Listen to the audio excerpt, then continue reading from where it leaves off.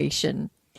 And there's another thing that someone else has commented on. Mostly, I get very loving, supportive comments, and so I'm certainly always delighted to receive them because it encourages me and it helps me go forward. We all need. I don't believe in constructive criticism. I think that's an oxymoron. So it's awfully nice when we all get the not the kudos necessarily, but yes, I understand where you're coming from. I understand it. I get it. That's about all we need. But there's a topic, and once again, I'll tell you, probably now I'm completely going to let it go because I think taking a stand on it creates conflict, and I am not about conflict. So I'm going to permit everybody to stand in it exactly where they choose to. And this is about the whole area of vaccinations. Yes, it just so happens that I have done a yeoman's job on investigation and research about this. Yeoman's job. Again, my comments would only come from a place of concern. I don't want to see anyone hurt.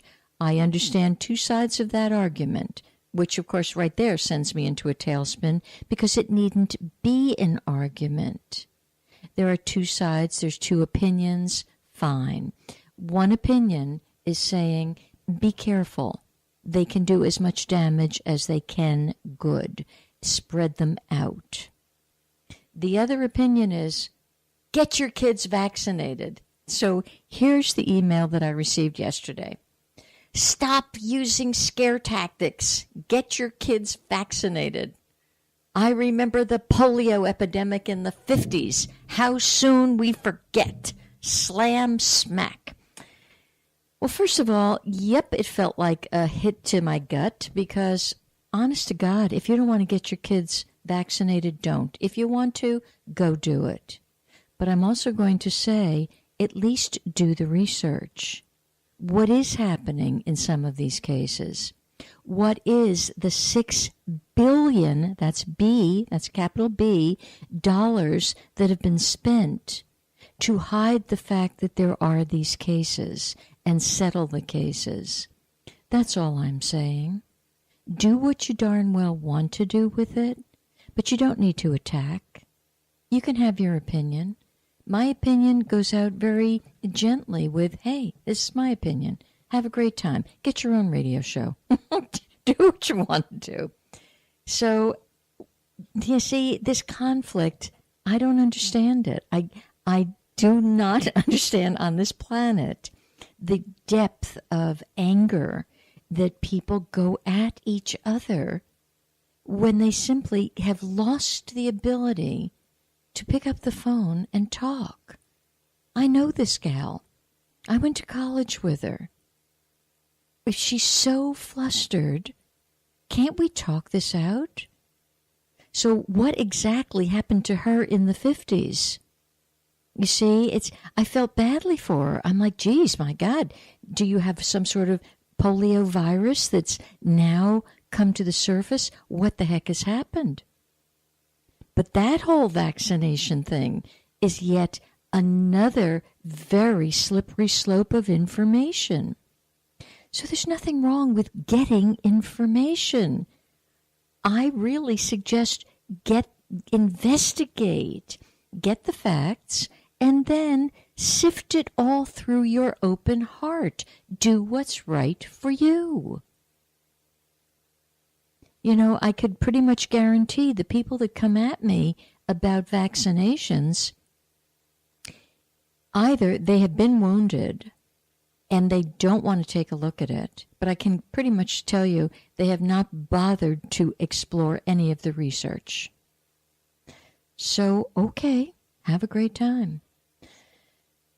Along that line, I have some dear friends that I had lunch with over the weekend, and the wife, I've known them for 35 years, so we're very, when you've known somebody for 35 years, you know the ins and outs of each one of them and the relationship.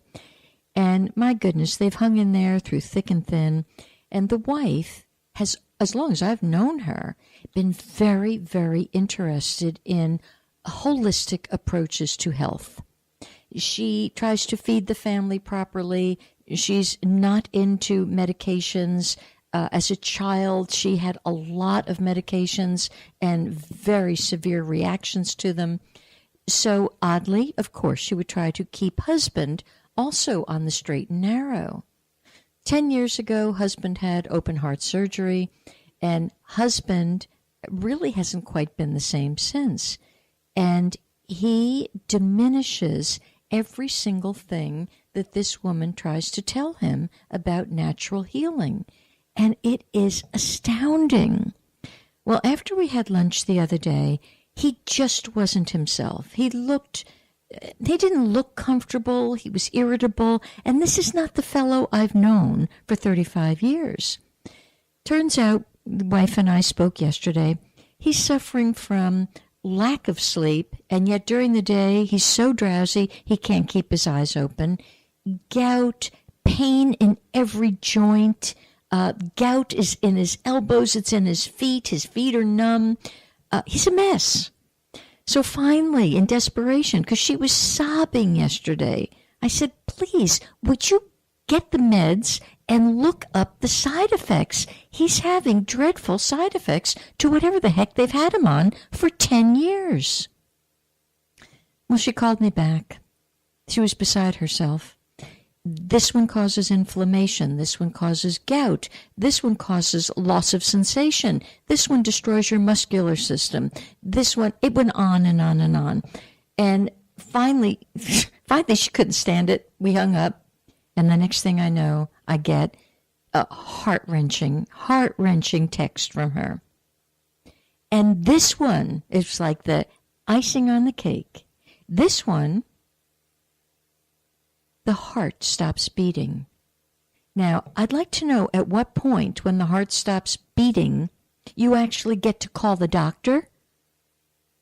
And all of this stuff, it's actually in the very fine print. So this gal who says, stop using scare tactics, dang it. Who's scared? We've got a wife who's sobbing her heart out because she can't scare her husband enough to have him listen and trade this for that and do this instead of that. Sometimes, I've been counseling people for 45 years now, and I will full on say to them at times, oh, hold on to your seatbelt here because I got to scare you. You're not getting it any other way. My job, so I thought, was to care for you and keep you in your body as long as you want to stay. So it's a very difficult dance. It's a fine line. So this drug that my dear friend is on, side effect, heart stops beating. Oh, I wonder how fine that fine print is. My girlfriend's comment was, my head is exploding. And I thought, holy smokes, you bet, your head is exploding and your husband's dying. And yet, we won't read the fine print. We won't see the videos. We won't take our head up out of the sand. I understand you have free will, and I understand when you leave this plane with your head still in the sand, you will go to another plane of existence, and you can continue to keep your head in the sand. And I have to learn to simply allow. That's my job. Just allow. And I do see I have at least one caller on the line. Hi there. Hi, Elaine. Yes. It's Nancy again. And Hi, just Nancy. So you know, I can't hear you real well, but I'm just going to tell you this, and then you can share with me. Okay. And I can always listen to it later. All right. I am taking a road trip across the state Yep. to my friend who passed away about, almost 2 years ago, to her father's funeral. Okay. I'm with her sister, and her half-brother is coming, and another sister from California. There's been a lot of history of heartache and pain and anger. And so I'm trying to encourage them all to set their intentions, come with an open heart. I would like to see some healing. So I just wanted to know, how I can facilitate that, what can say to them to help the situation. Okay. Nancy, I love you dearly, and the talk I've just been given that you probably weren't able to hear, drop your need to see any healing. That's what I've had to do. Drop my need to facilitate anything. All you and I have to do is show up very fully, being present. It's a free will planet. If they want to stay in anger and hatred, then so be it. It's astounding that I would have to tell you that. You cannot change it, fix it, help it, or heal it. People will not let go of their hatreds and their angers. And today, I'm just in a posture of throwing up my hands and becoming totally detached from their decisions. So it's an interesting, we're on the cusp of a full moon here. And I trust, Nancy, that you'll get this later in the replay of it. But we are on the cusp of the full moon, and of course it's a full moon in Scorpio.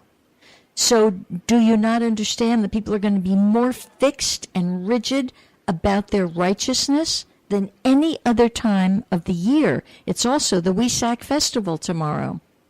And the Wesak Festival, of course, is one of those, it's a high spiritual point of the year. It's one of the 3 high spiritual points. And this has to do with really letting go of our righteousness and our resistance and our conflict. And I keep beating the drum. I think I put the drum down. Whatever. I mean, it sounds like I'm giving up. I'm simply allowing. Because I don't want to be in conflict with their conflict. Okay. So I am going to expect of you, because I know you well enough, I expect you to simply allow your light to shine quietly and beautifully. Okay. Mm-hmm. And I will meet you at the porch and we'll let our light shine together. Thank you. Mm-hmm. Yeah. You're doing great work, Nancy. I know what you do. And I think both of us we have to drop our need to help them change. Okay. Okay? It makes sense? Yeah, because you keep talking in some of your other shows about just drop it. There we go. I'm right back at we got to drop everything. Right? Just drop it. Drop everything. Drop it all. Mm-hmm. Yep. Yeah. And in the dropping of it, when we drop all of the pre-packaged stuff that we've been carrying around, what happens is then the light simply shines. Okay. And it's all taken care of. Everything is just perfect. Those who get it will the seed will grow in this go round, and those that don't, not our business. Okay. Got it? Yep. Mm-hmm. Thank you. Love you. Love you. Bye. Bye. Thank you for hanging in there. Oh, sorry about that, but thank you. Okay. Bye-bye. Bye. Here's some interesting phrases this past week that actually perked up my antenna. And when my antenna goes up, it's usually not a pretty thing. So I've been working with a gal now for about 1.5 years on some very profound issues that she's working with. And on the side, she goes also to a therapist. And now I've learned to figure out, after she's seen him, her languaging changes. And I think this therapist and I are not quite seeing eye to eye. So the other day, she comes back at me with, well, I have to look at this with a critical eye. Okay, I understand that. That's an expression that human beings use. Let's look at this with a critical eye. I'm going to tell you, the place for a